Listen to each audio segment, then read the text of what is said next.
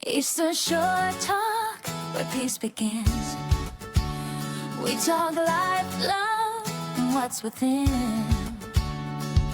Movies, healing, self-care flow, real talk, safe space, let it grow. Eastern Shore Talk, where hearts unwind. Sip your peace, speak your mind. Eastern Shore Talk, feel the vibe. It's your moment, come alive.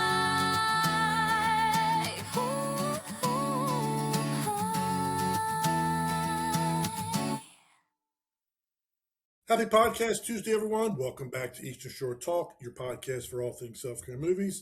If this is your first time tuning in, welcome. Glad to have you. If you're watching on YouTube, please hit subscribe, hit like, and leave a comment below. If you're listening on one of the other podcast platforms, follow, subscribe, and make sure to leave a comment or a review. It helps us big time. This is episode 101. I'm Jay Watson. And I'm Cathy Castle. And Cathy has brought on a very special guest from Georgia, so I'm going to let Cathy introduce her guest. Yes. Hello, Mark, and we're glad to have you. I just learned that where Mark is right now, it's like 70 degrees, so I'm a little jealous because I'm still looking outside our window and seeing snow and ice that I think we've reached the ice age and it's never going to melt. So a little jealous. 70 right now, I'd probably be outside in a bathing suit. So I'm excited about Mark, and I don't even know if I should say this out loud, but I remember Mark his entire life as a baby even. And that means that I must be 152 years old. But yeah, Mark has been somebody that's been in my life. Well, I've been in his life his entire life. And our mothers were good friends. We're good school friends. And his mom is very special to our family. And therefore, Mark and his family are very special to us as well. And he lived in Easton for a short bit. I guess you can tell that at whatever point. And I've kept in seasons of Mark's life as he grew up to be a grown up, and very fortunate now to have. Now Mark's married and he's even a very proud grandfather. Like, I won't even tell you how proud he is because I'd probably embarrass him, but he is the best granddad. And he's got such a nice family. And I am even in touch with him even more than I ever was through our life. So I'm very excited to have him on because he is special to me. And what's very interesting about his life is he has served in our Army. He's been in the U.S. Army, and he has done that with a passion. He has served our country with a large passion and been in battle. And I'm always interested to sit at a table and hear his stories. He's just one of those people that have things happen to him that you will never experience in your life. And you listen to him and you're like, wow, that is very interesting. And then I'm very proud of him because he now has his master's in social work. And I also have my master's in social work. So we even have something more in common. We don't have the U.S. Army in common. I would never have done jumped out of airplanes or whatever wild things he has done. But now we're both colleagues, and it's fun talking shop with him. So glad to have you, Mark, and want to hear about what's got you to where you are. I mean, you may have been one of the oldest people in social work school. I don't know. But what got you here, what got you on your career path, what has helped you along the way? We're excited to hear your story. Thanks for coming on. Yeah, real quick, Mark. Welcome to this version of Eastern Shore Talk. Mark was an attendee in a couple sessions of the in-person version of Eastern Shore Talk 3 years ago. So I'm glad to have Mark join. It was in the podcast beginning stages. Yep. Yeah. Well, I thank you for that introduction. I will. The sentiment's the same. Your family's very special to me and has been. Obviously, I've known you and your family my whole life. So yeah, I'll kind of begin with that. So my tie to Eastern Shore Talk, my grandmother and my mother from Easton.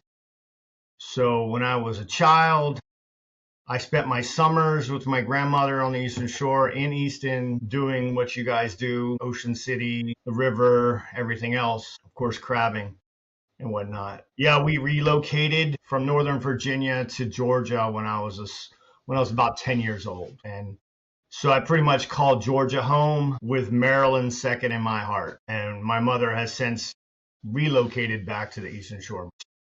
Keep an eye on her from this perspective, right?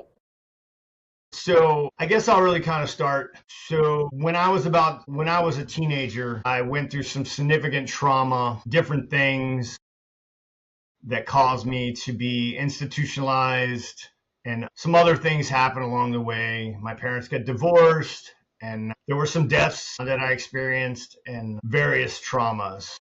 So I really didn't know what I was going to do with my life as I was finishing high school, and I was kind of like not really going anywhere.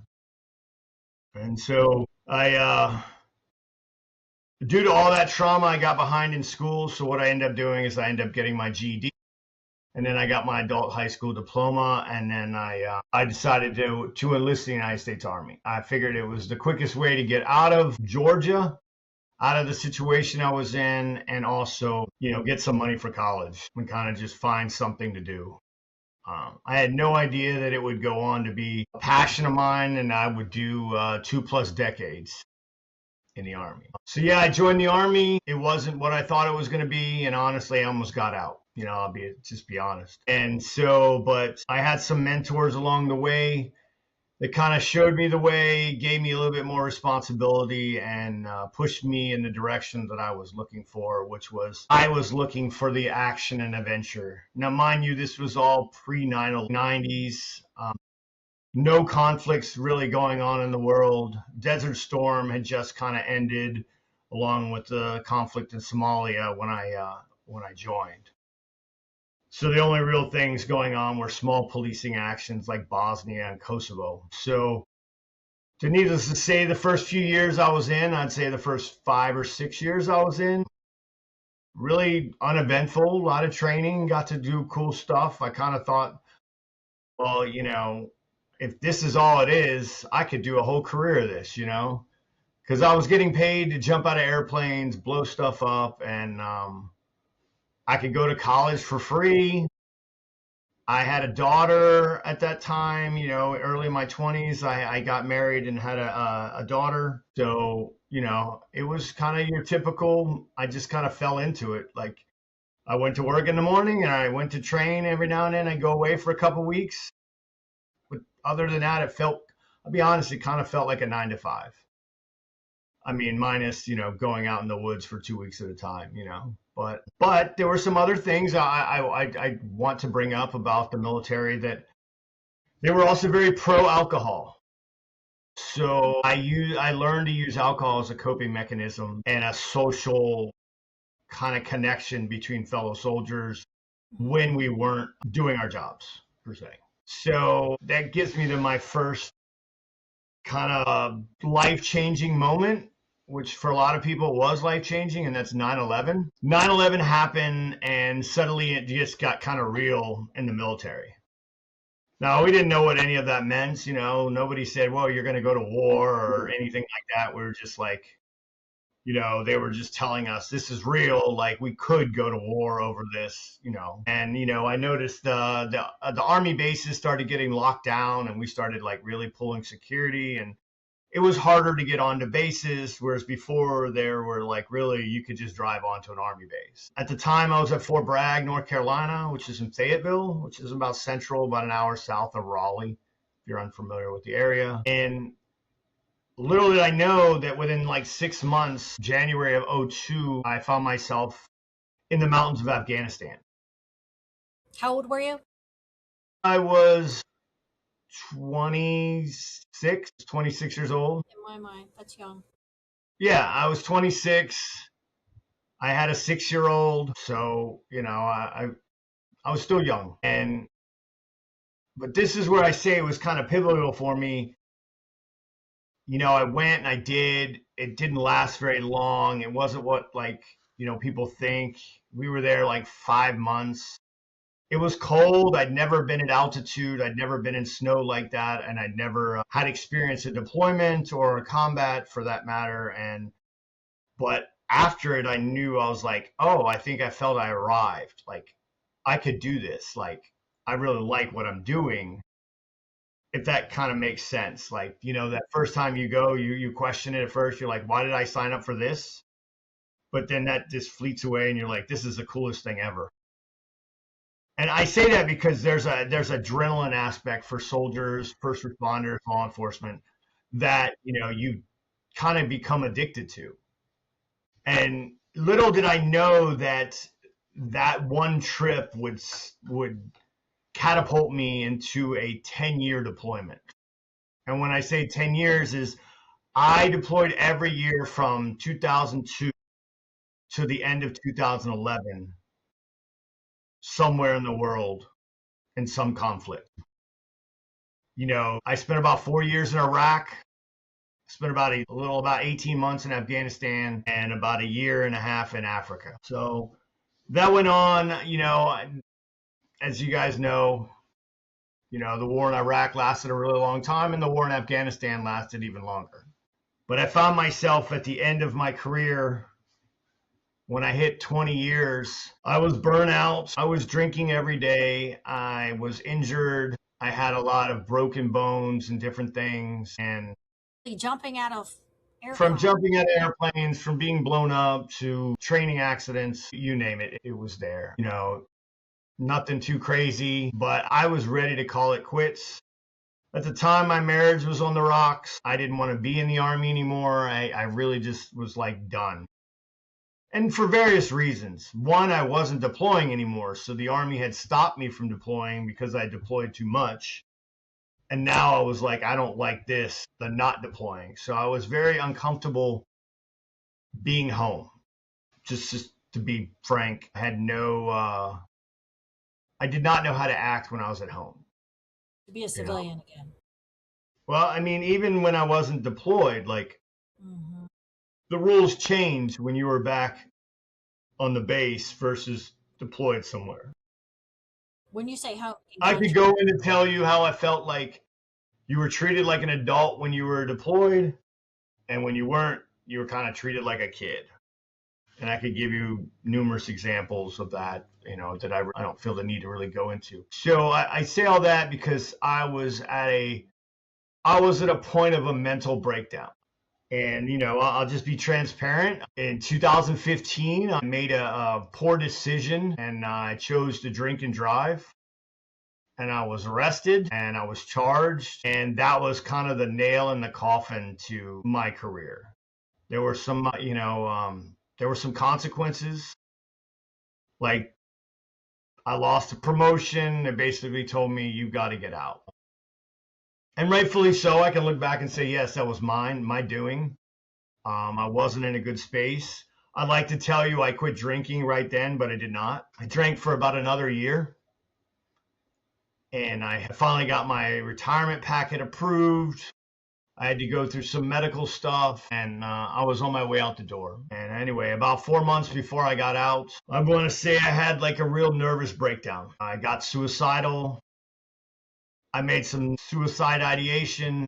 I ended up in a mental ward, and I was kind of lost. And my wife, who I'm still married to, she was in Atlanta. I was down in Savannah, and so we weren't together. I'm in this mental institution, and I failed to tell them how much I was drinking. And normally it wouldn't be a big deal, but I went into DTs while in this institution, and I seized up. I don't know if I flatlined, I had a seizure, and I woke up in the ICU at another hospital. And had I just been up front from the beginning, they probably would have just started me out in the hospital instead of a psychiatric facility. Fortunately, I had a good reputation minus the DUI. And so my unit took care of me. They got me, after I got out of ICU, they got me to a treatment facility, a civilian treatment facility in southern Georgia, where I stayed for about 28 days. So all in all, I was in a hospital for about 45 days. I can say that I have not had a drink, alcohol, or drugs since that 30 September 2016. Big deal. It's awesome. I would tell you that sobriety now is my superpower, and it's enabled me to be able to help others and to get my life back. I always bring this point up now with people like, the public, a lot of the public views alcoholism or alcoholics as like what they see or stereotypes, you're homeless, you're at the liquor store, you're begging for money, and so forth. Well, I can tell you that I was surrounded by a bunch of high functioning alcoholics, people who were very successful, very educated, and were at the top of their game. They just happened to drink every night when they got off work, because of whatever reasons, to include drugs and other things. The opioid use came from injuries. I'll just be honest. It came from injuries, and another thing, like if you're ever working with veterans and you think about from the drug sense, I will tell you the difference, say, from somebody on the street who's shooting up heroin to somebody who's in the military and they've got opioids, is they can get as many as they want at no cost, unlimited, whenever they want them. I know there are things changing now and they're working, but at the time, at the height of the GWAT, the global war on terrorism, they just was the solution for all injuries. And I want to say it really wasn't regulated. I mean, at any given time, I had a bottle like 100 pills in it. And if I felt like I was running out, I would just go and ask for more. And they'd be like, okay, here. Now, Mark, let me ask you something real quick. I know back when I was in the service in the Navy right after I got out of high school in the mid 80s, we got randomly tested at least twice a year. When you're deployed, is that So still going on? you still get drug tests. Yeah, you do get drug tests. But here's the thing, right? If you prescribe me an opioid, Right. it doesn't matter if I fail it on the drug test, right? It's no different than I would tell you they were giving out stimulants. It's very easy for you to go and get Adderall. So if you take Adderall, opioids, and alcohol, mix them, it can be kind of catastrophic. Not to mention Ambien, and not to mention I was on anti everything at that point. I tell you for real, and I can show you pictures. When I got out of the military, I was on almost 20 different pills. And the thing about it was, and it's no knock to the military, medical professionals, You're just being real. they weren't all talking to each other. You take this pill and you take this pill, well, they have reactions. Then you're taking another pill to counter those reactions. So that you start piling the drugs on top of each other, right? So, and I didn't know any of this, I didn't know. I was just, because they told me to take it, I take it, and so forth, right? But again, I mean, with the exception of that DUI, I was the top of my game. I did leave out that after I came back from Iraq in 2004, I went to selection and got selected for special operations. And that's where I spent the last 12 years of my career, and working in small teams around the world and whatnot. So I got out. I retired from the military in February of 2017 after 22 years, and I had no idea what I was going to do. I was newly out, newly sober, and away from the military. I packed up everything in my truck and moved back up here to Atlanta, where my wife was at and where my mother was living, and so forth. I didn't have a house, didn't know what we were going to do. I hadn't even looked for a job. And to be honest, the only thing I was focused on was staying sober. I did nothing else. I didn't do any self-care. I didn't go to the gym. I didn't do anything, but I went to AA meetings.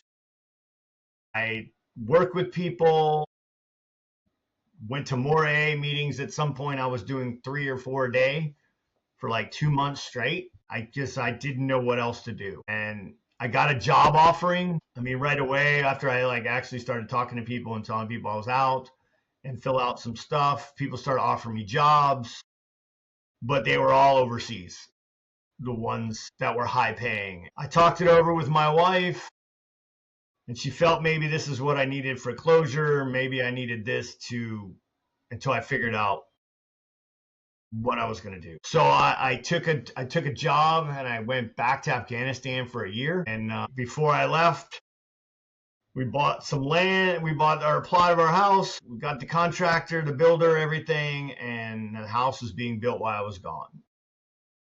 And my wife was staying between her mother and my mother's house. And I just went back to my comfort zone, which was doing what I do, right? And at that time, I was managing intelligence assets for different units in Afghanistan, and I had about 250 to 300 employees, give or take, depending upon the time, all over northern and eastern Afghanistan. But I'll tell you this, part of my, that whole transition, we talk about veterans and transitioning with being newly sober, finding a different path of life and whatnot. While I was in Afghanistan, I realized that the deployments and the leaving my family and going to these remote places were part of my addiction. And so I made a conscious decision. I was kind of at my wit's end. I'd had enough. So I quit my job and came home and decided I would reset everything and reinvent myself.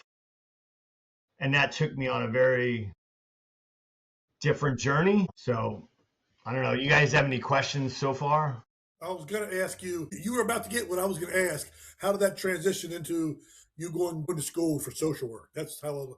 Oh, yeah. So I had not finished a bachelor's degree. It's like, okay, so the first thing I said I was going to do is go back to school and finish my education, because at the time when I came home from Afghanistan, both my daughter and my stepdaughter had just graduated college, and I was always big about pushing that. I'm just like, do as I say, kind of lead by example kind of thing. So I was like, I have to go back and at least finish this because I made them do it. I didn't know what that was going to look like. And randomly, as a joke, I was going to Starbucks every morning. And my wife, who said, you go there every day, you should just get a job. And she was clearly joking.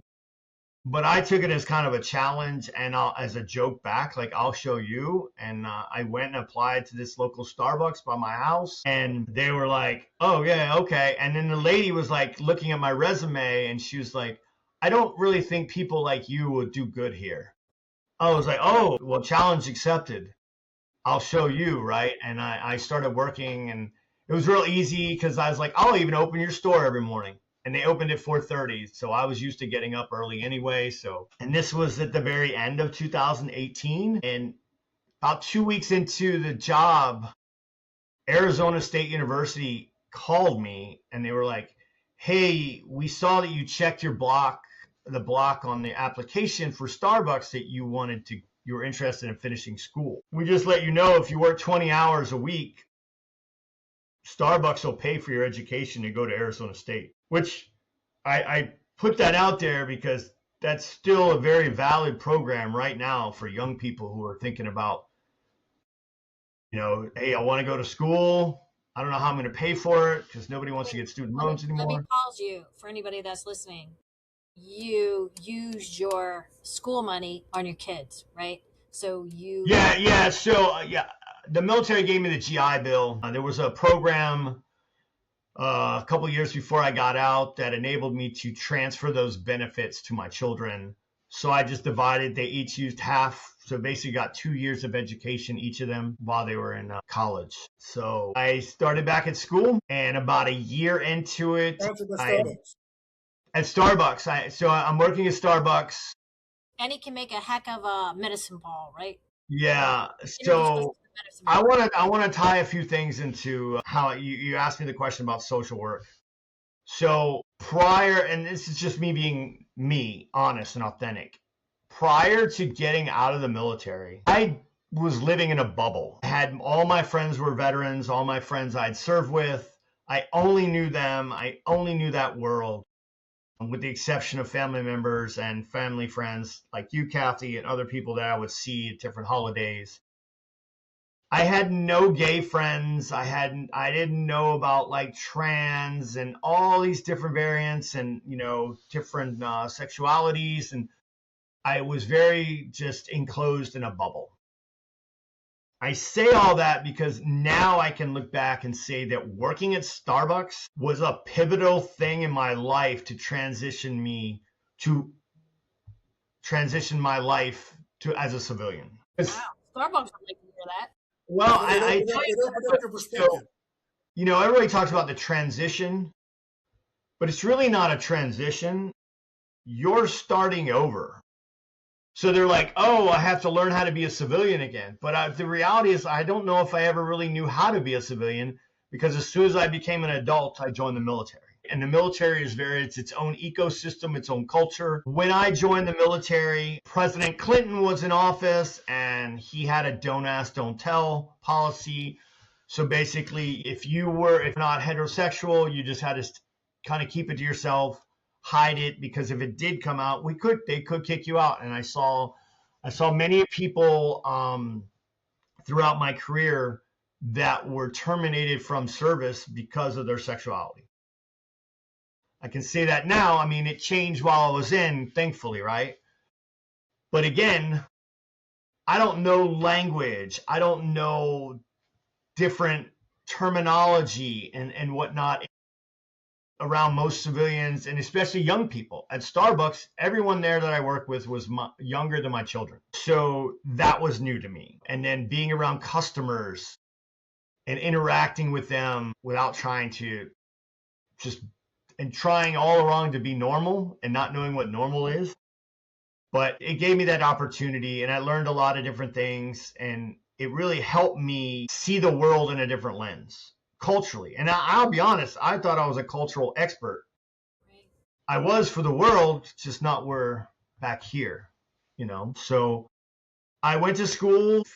Most people know me. I'm pretty obsessive and I'm a perfectionist. So, I had a goal. I wanted to finish. I wanted to do this whole program and graduate with a 4.0, which I did. I ended up with a bachelor's degree in organizational leadership. But right about a year before I finished, I went to some veteran programs. I got a therapist. I figured I better start fixing this stuff. Now that I've been sober for a few years, I need to work on those other issues I had. That trauma that I mentioned as a kid. So I dealt with that. And then through that course of events, I asked my therapist, I was like, so what are your credentials? You probably should ask when you hire somebody, right? But I found them through a veteran nonprofit. So at the time, I wasn't even worried about what their credentials were. I just know that they came and it didn't cost me anything at that time, right? So, but she said, hey, I have a master's in social work. And I was like, oh, I think I could do that. She's like, well, I think you could too. What do you want to do with it? And at first I was like, I just want to help other veterans, right? Because I feel like I could be frank and very authentic, and I can call people out because I'm kind of that way too. I don't sugarcoat anything. I want you to really know how it's really going to be, what's going to be hard and what isn't going to be hard. And so I decided before graduation, that that's what I was going to do. So as soon as I graduated, I started applying for programs. I found the school that I wanted here in Atlanta, and I got accepted, but they said it was a full-time program and that you really couldn't have a job, that you were going to be doing internships and all this other stuff. So right the week before I graduated, I quit Starbucks. I was there for a total of 4 years. So if that tells you anything, I learned a lot in that 4 years, and I felt like I was an overqualified barista, but whatnot. It gave you value in other ways. Yeah. Yeah. Everywhere I go, I seem to be the dad of wherever I'm at. I was the store dad. And then when I started graduate school, I became the cohort dad. I was not the oldest person in my class. There were 2 other people that were older than me, but I guess either the energy I give off or whatnot. I was one of 3 other men in my program of 60. And then by the time we finished, there was 87 of us, and there were 5 men and the rest were all women. So, I was told that would benefit me because there's not a lot, as you guys know, there's not a lot of men in this profession in social work. And so I did exactly what I said. While I was in graduate school, I worked at a rehab for a year, a residential rehab for homeless, actually. And then I I got accepted to a training internship program at the VA, the Atlanta VA hospital, where I interned on the psychiatric ward, doing all acute stuff and doing assessments and one-on-ones and group and discharge planning and learning what medical social work was as far as what they do in the hospital. I had every intention on going to work there when I graduated. But when I graduated, the administration was in a hiring freeze for government employees at that time. So I applied to a bunch of rehabs and got accepted. But I do believe in faith now, and I believe that there's something greater than me out there that drives me to where I'm supposed to be. The first job fell through due to funding. The second job I ultimately was not the fit for them. So they were like, hey, we're not going to hire you. I think it had something to do with I want to study the use of psychedelics for PTSD, and they were a little uncomfortable with that, believing in that and working at a rehab. So, I mean, I understand. And then that leads me to where I'm at now. When I was in graduate school, they had a bunch of law enforcement personnel, a deputy chief, some victim advocates, some social workers, licensed clinical social workers come and speak at I took a forensic social work. And they said, hey, we got all these other jobs that social workers do, and they work with law enforcement. And I was like, well, what do they do? And I figured it was like providing therapy for the law enforcement themselves, which they do have that, but that's not what they were referring to. So I was like, it sparked my interest. So I started looking at jobs at the court. Back up when I got out, I came back from Afghanistan. I became a mentor at my county's Veterans Treatment and Accountability Court system. And if you're not familiar with that, there's vet court, drug court, DUI court, mental health court. There's different accountability court systems, which are basically second chances for those who make mistakes and wherever you fall in those categories, whatnot. So I was a mentor, and I would mentor young veterans or old veterans going through the program, which is 18 months long. And so I was looking for some work with that. And one of my colleagues was like, hey, they got this job opening to be on this response team with law enforcement to do crisis intervention. Well, I was like, oh, okay. So I applied. I got this note saying no longer available. You don't meet the requirements or something. So I kind of let it go. And it was in my local county where I live, which would have been great because it's 10 minutes from my house. But the director of that program called me and he said, hey, that job was filled, but we do have a none in the neighboring county. Would you be interested? I said, well, I just have my MSW. I'm not licensed yet. He's like, that's okay. You're going to be the first one we've hired not licensed. So I was like, well, I don't know how that's going to work, right? And to explain to some of your, to you guys out there that don't understand what the license process is. So part of the job would require me to sign an order that would make you involuntarily taken to get evaluated at a hospital or a crisis unit. In the state of Georgia, we call it a 1013. Florida, they call it a Baker Act. I'm sure Maryland has their own name for it. It's got emergency petitioned. Right. And you have to be licensed. You have to be a fully licensed clinician or, physician, whatnot, to sign that paperwork. So I was really not understanding how they were going to hire me. But the director was a veteran, and he's like, hey, we can use technology to our advantage. You'll still go out there. You'll be an asset. And if you need to actually, take someone to the hospital involuntarily, we can just do it over Zoom, over a Zoom call or Teams, whatever platform is available. So I was like, okay. And I took the job. At first, it was so I'll describe the job. I'm partnered with a law enforcement official. I'm with the sheriff's office, so I'm a county asset. There's only 2 teams in my county of 330,000. The other clinician is fully licensed. She's an LPC, and she's been doing it for about 15 years. into mental health, and she's been doing this job for about 2 years now. And so I ride in a car with a deputy sheriff. He doesn't change. I had the same guy. He's dedicated. My guy happens to be the way the sheriff brought him back out of retirement.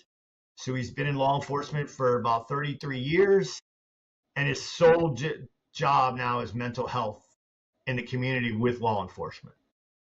So I wear a vest. It just happens to say therapist on it instead of sheriff. And we go to crisis, everything from acute psychosis to drug addict psychosis to suicide threats to somebody acting weird, somebody just in crisis, family member in crisis with another family member. Sometimes we do domestics. It just varies, and not limited.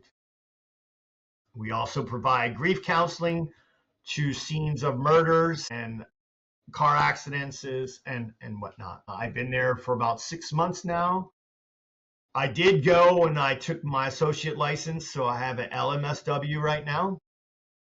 And in the state of Georgia, it requires 36 months postgraduate and a bunch of hours and some supervision before I can get fully licensed. So I'm on that trail. I'm enjoying it. I will tell you it's more stressful than I realized. And because I'm such a perfectionist and I'm obsessive about learning the job, I put some self-care on the back burner. I had some whatnot, so I wasn't really doing any. But I had also not been doing any for about 1.5 years. I will back up and say that while I was in graduate school, I had a heart attack. Of course. Let's add something. And after that heart attack, that was due to some unforeseen circumstances. My heart went into VTech about 6 months after that. And that was due to a genetic electrical issue that they found. And they put a defibrillator inside my chest, which caused me more fear of working out. But prior to that, I had been working out 5 days a week. I was steadily working out. I was doing powerlifting. I was running every day. There were so many. I was physically fit, and You were eating well. I was eating well, and life was good while I was in school because that was my stress reliever. But after my heart issues, I really kind of didn't do anything after the second incident. I was too afraid. And so I can report now that if you're in one of these high stress jobs and you're not doing self-care, there can be physical consequences to your body if you're not taking care of that stress. I started noticing headaches. There were some things happening. I just recently went to the doctor about a month ago, and they were like, this is all stress related. You have TMJ, which is like your jaw locking up. I had a bunch of other health consequences. That was a good wake-up call. I figured if I want to keep doing this job, I need to get right. So literally the next day, I called my trainer. I went and found a gym. I started looking at other things. What else can I do, to relieve stress? I got back into therapy. So for the last month, it's really just been me getting back on that train of self-care. I've realized from my schedule, I get up at 5 a.m. and I head to the gym and I work out before I go into the office. And that does a lot of things. I want to tell people self-care is not just about taking care of yourself, mentally, but physically. And then it also helps with your confidence. If as a soldier, if I looked the part, I'd feel the part, right? So I hang around a bunch of mostly physically fit law enforcement, and I come to your house or wherever you're at, I need to look a certain way. I need to look like I'm taking care of myself if I'm going to be able to take care of you. That's kind of the way I see that, right? But Yeah, I have a passion for it now. I work for a third party, so I don't actually work for the sheriff's department. I work for a behavioral health company, but the sheriff's office and the sheriff himself, they see the growing need. Right now, my company's got my positions paid for by a grant, but the sheriff's office where I live and work is in the process in the next few years going to make it part of the sheriff's office because they see the growing need. Right now, the officers we have some therapists that are for the officers, the deputies and whatnot, but it's kind of third party. They go through an EAP. We're trying to fix that so it's more the day to day, right? And so one of the things I do while I'm in the office with all these deputies is I go in to talk to them. I'm not asking them to tell me their stuff, but I'm just saying, hey man, did you eat lunch? Did you drink water? Hey, how was your weekend? And I learned their hobbies. Like, did you go hunting this weekend, or did you hang out with your grandkids, or whatever? And I feel like that's just me being around and being happy. It's contagious, right? Like they're happier, because they really do deal with, people in their worst states, right? I mean, I give you an example. I went to a call yesterday where an elderly lady pushed the gas instead of the brake and went through a parking lot, over a bush and into the woods, right? And she was in a state of crisis in the car, like, what happened, right? That's someone's grandma, that's someone's mom, right? And a lot of my older officers, like, that's their mother's age, right? Or my mother's age. So it's like it hits home, but you just take care of it and then you move on to the next. Because the next stop's some dude with meth in his car, right? So, I just think it's so important, right? And I talked to the sheriff today, matter of fact, and he's happy we're here.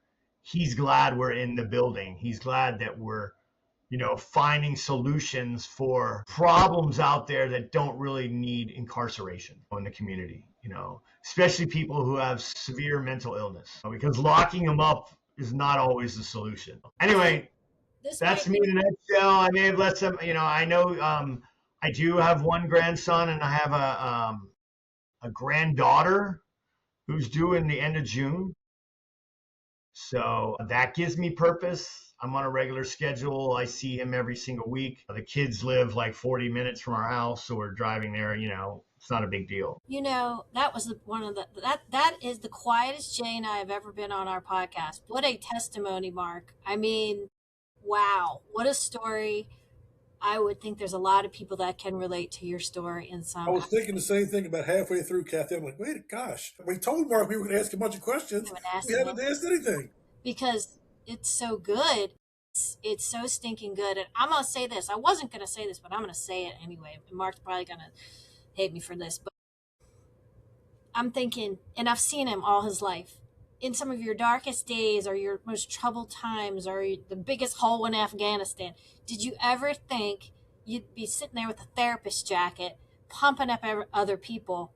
And here's one thing I didn't think I'd see out of Mark. The day I get a picture from his mother, and it is Mark in a full pajamas, and the pajamas had the baby's head all over it. I'm like, here's my plane jumping friend who's done it all, and he's gotten so soft now he's got a baby's head all over his clothes. That's he really integrated into grandpahood. Well, I tell you, Mark, what I took from this, and I hope those who are listening took the same thing, is, so first of all, you've got a trauma at a young age. You go into combat, it's its own perilous stuff. Substance abuse along the way, trying to integrate back into civilian life and everything that comes with that. You and your wife are in different physical locations for a bit of time, so there's, I'm sure, the adjustment with that.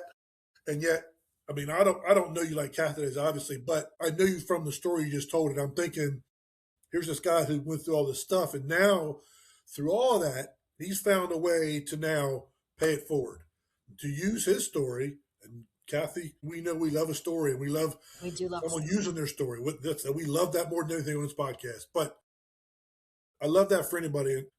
Cathy talks about you so fondly, Mark. I think I know you more than I really do because, I hear about you all the time.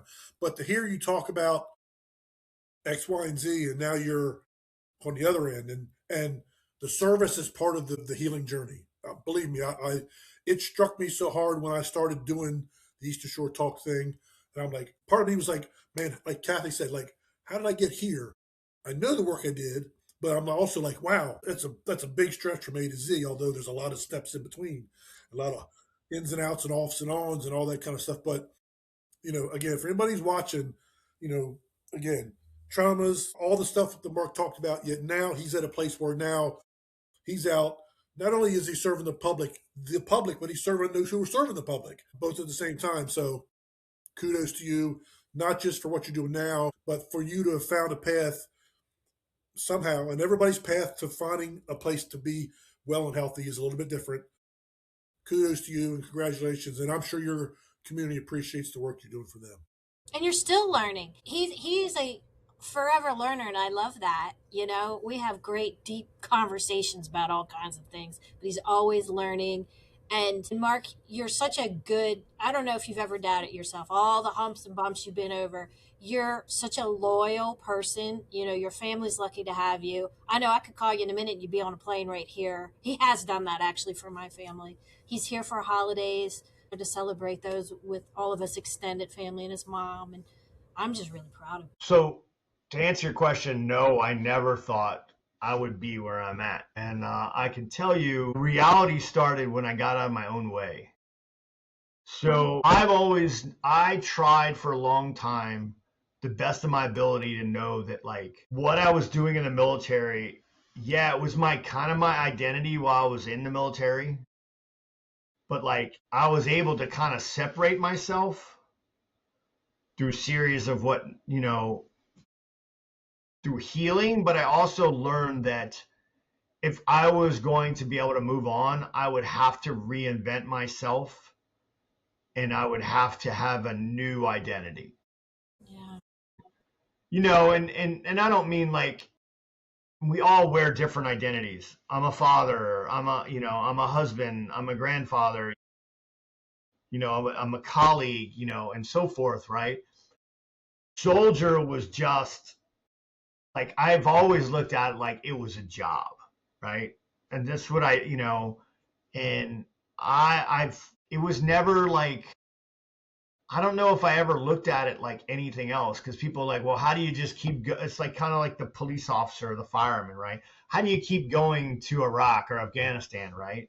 Well, fireman doesn't stop going in the fire because he went into one time, right? Like it's almost a coping mechanism. It's a mentality you kind of have to have in order to deal. You have to, and there's plenty of books on it, and and there's things you have to make peace with yourself along the way. I don't want to sound morbid, but like you really do, like, hey, I'm already done. It doesn't matter if I die. I'm already here doing this. And you learn to get past that fear, because there's fear everything, right? First time I jumped out of an airplane, fear there. The first time I scuba dived, the first time, different things, right? There's always fear, but you learn. The military taught me how to push through that fear and do a certain skill set, right? So it should be no different out here in the civilian world, right? Like I have to teach people how to be resilient, right? Because we're lacking that now in there's generations out here that aren't as resilient as they should be, right? And not I can't wear my trauma as part of my identity. For me, okay, I know there's a lot of people who do, and I'm not taking that from them. But for me, I can't play that victim, right? It's something that happened to me. It's not me. You know what I'm saying? And I very skimmed over. I'll use the word trauma very loosely. Cathy, we've had conversations, and these are things, but it's also life too. Life has trauma. Our parents are getting up in age. They're gonna pass, right? That's a trauma that most people aren't prepared to deal with. And not that you can ever really deal with it, but I have lost 3 parents out of 4. And, I had to learn to process that, right? And there's different things I can teach people, right? But back to, the self-care. And I also believe when I don't make it about me, that's how I got here, right? Like, I didn't know honestly, I thought social workers are people who work at DFAS and take your children. And, we had this conversation, Cathy, about when you told me, you're like, that's what we are, you and Marty. And I was like, no, I had no idea, but okay. Because it's not like I asked, right? Like, I just knew you were mental health. I didn't know like that was the actual degree. To be honest, I probably thought it was like psychology, at the time. We had that too. We have a psych degree too. Right. But I know for me, I found something greater than me, a spiritual side of it. And I realized when I get into service, I get out of me. And that service can look different depending upon where you're at, right? Actually, you get into the best of you. Right. I mean, so it's funny. I told somebody something about a vacation. I used to dread going on vacation with my family. And I don't mean that like they're horrible people, but like as anybody knows, you go on vacation and it's like everyone's got an agenda. I want to do this. I want to do this. And especially as your kids get older and they become adults, now like variants of like 1,000,001 different things you want to do, and you trying to make everyone happy. But yet at the same time, you're like, well, I paid for this vacation. I want to do what I want to do, right? So then you have your list, right? I took a vacation. Actually, I think it was more of a trip up there to Maryland one year. And I just like made it all about everyone I was with. I remember you saying. And the attitude of me making it about others was kind of reciprocal. They made it about me, right? Like, and it's kind of, so then it was like being able to be in the present. And I didn't worry about whether we went to this restaurant or we got to do this, or we didn't go out on the boat because of the weather or whatever, right? And then because the reality was I was able to be present, that's like this cheat hack now, right? Like, I just don't make it about me. Like, I don't get a say, right? Now, I'm not saying, somebody walk over me. That's not what I'm saying. But like, if I go visit my grandson, I go there with no expectations. Right? Whatever happens, because if I go in there with like, hey, we need to do this, and then when it doesn't happen, then I build a resentment. Right? So it's just those little things that help me stay grounded. And then the self-care just helps me stay there, and I don't know, giving back. I don't know. I've just done my whole life about service. So I figure this is what's different, right? This chapter's version of it, yeah. And it's scary. I'm not going to lie. Like, I go in there like, I'm authentic, right? Like, we had an incident where I could not get anyone on the phone to do this 1013 of an individual I needed to take to the hospital. So immediately I felt like, oh, well, I look incompetent to these 2 officers. And now I even look more incompetent to these 4 firemen. They're ready to do their thing, the paramedics, right? And then I'm in my head like, why do you even have this job? You're not fully qualified. And you start going these things, right? Negative self. And I and what ended up happening, I was like, okay, work the problem. Don't worry about what. And once I took a breather, I started working the problem, and I was able to find the solution. I was able to get somebody on the phone and be able to get that individual. So it didn't go as fast as I wanted. But then I've also learned now, and as you know this, I shouldn't be quick to want to involuntarily put somebody away either. So I should slow down, and it should take a few minutes, and it probably should be the last thing because I'm actually taking their rights. Well, if you're so it's like that's the last thing. Right, and that's that growing pains, like, because it's like anybody else. You get in a job, you're like, oh, that's why they brought me on board. But that's not really why they brought me on board. They brought me on board to be the counterbalance to the law enforcement on the scene of an incident, you know. So it's that learning that's hard, but I'm not able to do that if I'm not grounded, and I'm not able to do that if I'm not taking care of myself, you know. I like that you say that because there is a lot of stress to being in this kind of work or being in charge of things, and that you have to take care of yourself. I'm glad that you also brought that up because your body keeps score. It'll tell on you. Oh, you know, that's a great book too. The Body Keeps Score. Well, real quick before we get out of here, Mark, we're going to do a little music and movie trivia. Did you come up with a question by chance? I gave a break on it. I did. No, I did come up with. Oh, you did? Okay. I was gonna say after he told his whole story, I was like, you don't have to do it if you don't. Do you know who Piper Perabo is? Coyote Ugly. Yep. Right, from Coyote Ugly, right? So she was recently in Yellowstone. Okay.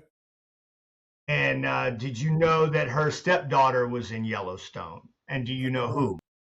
I did not. I didn't know she was in Yellowstone, let alone her daughter. I haven't seen Yellowstone. I want to. I haven't seen. I have neither of us. So who's the daughter? Kevin Costner's chief of staff when he's the governor. But yeah, so anyway. And you haven't seen it, so it kind of. Yeah, we can't. You know, she hasn't really done a whole lot. I mean, she's kind of known as from Coyote Ugly, but you know. Well, she's got. I can tell you some other stuff. She did a lot of stuff on USA Network and some different shows. Okay. World Affairs and whatnot. Yeah, that was my trivia. Sorry. I know. That's kind of. We like the trivia where we learn. We don't care if we get the question right or not. Most of the time, we don't. So, go ahead, Cathy. But her stepdaughter's name is Lily Kay, and she's actually starting to be in a lot of stuff. Okay. Whatnot. Anyway, I'm gonna go with mine. Mark, you might know that I'm counting on you. I'm not counting on Jay for this one. Gee, thanks. So lately, I've been doing my trivia around just things of the time. So the other night, I watched The Muppet Show, and I was very excited about The Muppet Show. I don't know if you watched it or not. The new one? I haven't seen the new one yet. And this isn't about the new one, but I absolutely, it was what I needed. I love it. I want it to come back. But anyway, so The Muppet Show was on TV from 1976 to 1981, and I was a huge fan. There was 120 episodes at that time. I think it did come back again at another time, but I don't think that was as successful. If they bring this back now, I'm pretty sure that all of us Gen Xers are going to be nuts about it and want to see it. Anyway, in those 122 original episodes, there was only 2 Muppets that were in every single episode. Out of all the, there's a lot of Muppets actually, but 2 were in every single one of the 120. Do you have any guesses of who those 2 would be? I think Kermit. That's the obvious one. And I think that's the correct one. That is a correct one. The other one, I'll just say this. The other one, I think Animal. Thank you. Good guess. You got one? Grover? That is Sesame Street. I didn't watch the Muppets. I don't know very well. Hey, you've got to watch it. They're amazing. Which was Bert and Ernie? What were they on? Sesame Street. You're in the other puppet world. The Muppet Show is like, you know how Mike Dillon described it? He said it's like the kid version of SNL. Yeah. He loved it. Anyway. Who else? Well, Kermit and Miss Piggy are the only 2 characters I know then of Sesame Street. I gotta school you. Anyway, he never watched the Muppet Babies, the cartoon when we were kids. Yeah, the Muppet Babies. We did that too. So the only other one that was in every episode, I would have never guessed this. Remember, the 2 old guys up at Statler and Waldorf? It was Waldorf. Waldorf. He was in every episode. And those 2 guys were cast after some relatives of Jim Henson. Anyway, there's my trivia. Go ahead, Jay.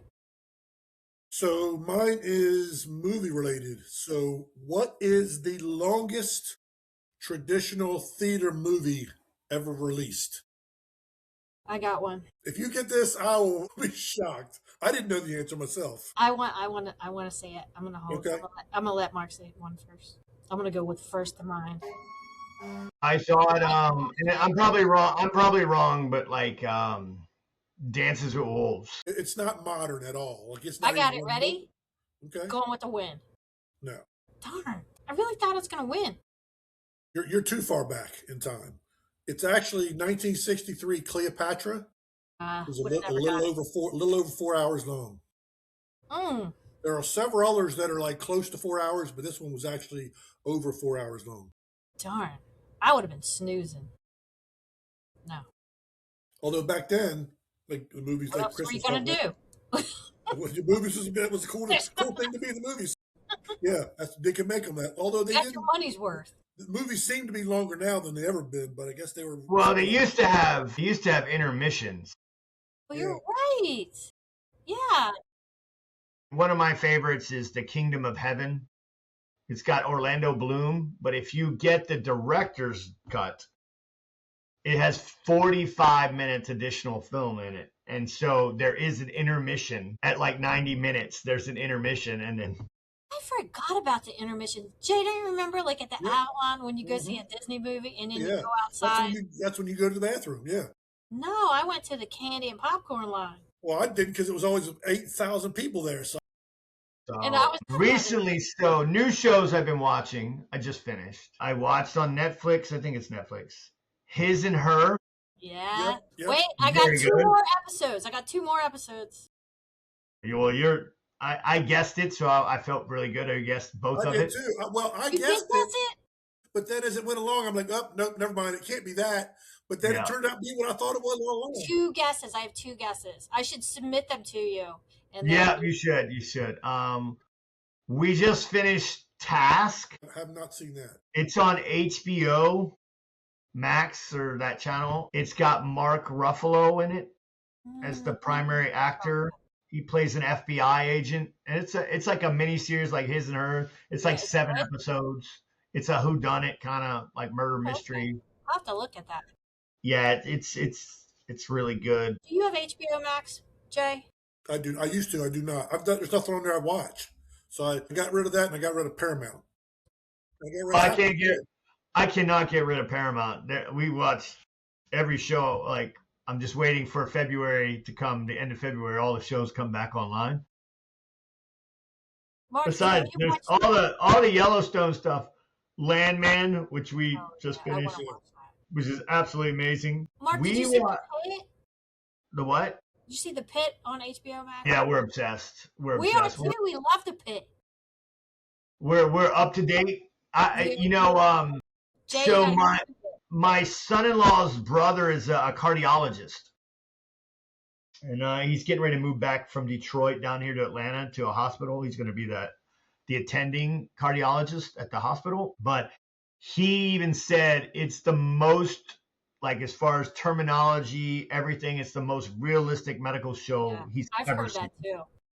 It stresses me out. It focuses on the actual job, less of the ER, like the ER or Grey's Anatomy, the romance stuff. It takes all that, like it's the Real real life deal. people stuff. Yeah, It makes me know that is not what I want to do when I grow up. I do So not- funny you say that. That's when I get fully licensed. That's something I want to go do is the psych piece as the LCSW and the ER, or at the VA in the ER there. I got to do it while I was interning, and man, it was like awesome. Like it's like adrenaline pumping. Like you got like short times to triage and make a decision. So Jay, I texted you. I texted Jay this weekend because I went to the movie and I was like, bad choice. But I stuck through it and it wasn't so bad. That Solo Mio with Kevin James. I mean, Marty was like, that was not a good movie. And at first I was like, it's not a good movie, but it's like, it was okay when it was. It's a rental. It's Yeah. It's not a good movie. It's a straight to DVD kind of movie. Yeah, but it was something. I think there's a lot of those out today that movies aren't made the way they used to be made. Fun fact, Jay, I did live in Easton for a short period of time. I actually went to high school during the same time that Cathy's brother was in high school. And I would go to the Avalon and I would just stay there all day long and just watch movies after movie after movie, just pay once. Yeah, like back when Predator came out, and there were times where I was just like watching whatever, but at the time it was the only thing available in like 3 counties. I think it was the only movie theater back then, but It still is yeah. the only movie in 3 counties, I think. So I haven't watched any movies lately. I did watch a documentary on Netflix. Netflix is brand new. It's prosecution of Penelope something. It's British. It's from the Oh UK. yeah. It's about this nurse who was accused of intentionally killing newborn babies. But there now, and she was convicted. Actually, she's still in jail. But the whole appeals process is bringing up all this new information that it's like now it's like a coin flip. Like you could reasonably see that she didn't do it now as much as you can that she did. So there's all that. So it was interesting to watch and all that behind that. And I've been watching the Olympics.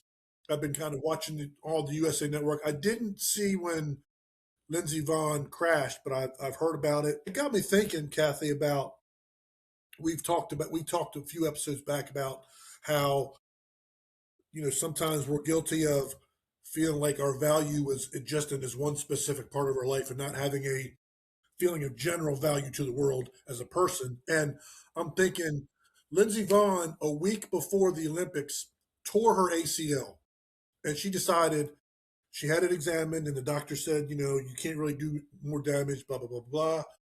So they gave her the okay to compete. So she went, and her accident had nothing to do with her injury. She hooked her arm on the on the thing, and it spun her around. It wasn't about her knee, but Yeah. it got me Broke thinking her like, leg. yeah, it got me thinking like, I can imagine a high level athlete like that. It consumes so much of your life that you almost automatically feel like your only value is that. Although there are many other aspects to your life, because it's the thing that has held your identity for so long. I'm thinking, here's this woman who tore her ACL a week before, and she's competing at 40 some years old, early 40s, where everybody else is mid 20s. And I'm like, it just got me thinking about the whole, I, identifying yourself as just as only this one thing. That would be like saying I'm only a parent and I don't have a value anywhere else in this life, or I'm only a executive and I don't have a value in any other part of my life. It's just So athletes are really high in tune to that, and partly it's there's a delicate balance. The focus has to be there, but it's just like it's scary because like when you really can't do it, how's that adjustment when you no longer have that thing that was all you had as value in your own mind? Now what? so I see that all the time with veterans, right? And to be honest, it's less retirees and more of the people who only did like 4 years. Yeah, And again, I will preface this. There's no only did 4 years. You signed up and you're doing something other people wouldn't do. Doesn't matter if you did 2, 4, whatever, right? But what we see is like a lot of people get out of the service a lot of times because they didn't want to get out.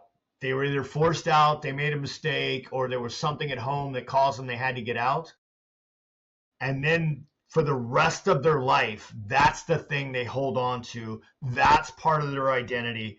You see it all the times where, you see the guys with the hats and the shirts and stickers all over their cars, right? Now, again, then there's the guy like me who makes fun of those people, like, wow, man, you're like, oh, this guy has this whole record on the back of his car, ha, ha, ha, and it's like, but the reality is like that was a time in their life that was their identity. And that's the thing that they feel, maybe like you said, Jay, like there's nothing else they've done in their life that gave them that, like, where people know them. It's like the guy who goes to war, he's a combat veteran, and then he comes home and he kind of like does some mediocre job, but he takes care of his family, nothing crazy, nothing extravagant, But the reality is that's how people know him. They don't know him because he hasn't done anything, quote unquote, great out there. So I think with athletes, it's harder for athletes because they're in the limelight. they're written about. They're like, that's what everyone knows. Like, nobody knows anything else about Lindsey Vonn. Like, it's like, Well, she dated Tiger Woods, so yeah. oh yeah, we know that. I mean, and there is that, right? But like, besides that, like, people know that's what you're known for, right? The Olympics. Even if you're a dad, even if you're a mom, right? Like, nobody cares because that's what they're focused on. That's, and the reality is, because they nobody got the chance to actually know you, that's what they identify you as, and it can be scary when that's the only thing you identify yourself as. oh yeah, 100%, right? Like, and I know a lot of veterans that they're still that way, right? They still have to be connected. They want to be relevant and that's why a lot of, especially like people who are like done full careers, you see them go straight into government work right afterwards because they're so afraid of not being relevant, not being part of. Yeah. I mean, I got a buddy right now. He got out, started his own business when he got out. Great, right? Doing wonderful, but he's now selling his business and he just got a job back with the government. And he's like, I'm so glad to be back in the fight, right? I mean, he's going to be teaching and instructing people, right? But like still, because that's all he's ever done. He was in 26 years doing it, right? So it's the same with like somebody like Lindsey Vonn or, whatnot. I mean, then you got the people who always play hurt. I'm a Denver Broncos fan and during the playoffs, Bo Nix, he played on a broken ankle. And at the end, he's like, okay, I won. Now I'm, which we all know how that operated. And, if I don't know if any of you guys stayed up last night and watched the Super Bowl or Sunday, watched the Super Bowl. But hey, this has been fun. I do follow. I know you guys doing great things. And that's kind of my goal now. I'll leave it with this. When I wake up in the morning, one of the things I say is like, let me help one person today. And I don't get to choose how I help them. Or who it is, yeah. I don't know how I help you. Hell, it could just be a 5-minute conversation, or it could be me putting you out, putting the fire out that you're in. You never know, right? One way I do that is I call an alcoholic every single day who's in recovery. Every single day, no matter what. I call one. Well, Mark, we appreciate you joining us. We're glad you were open enough to talk about your story and all the trials and tribulations that you're going through. And guys, we appreciate you tuning in. Thanks for joining Eastern Shore Talk. We'll catch you next week. Take care, guys. Have a good night. Thanks. Bye. Stay on for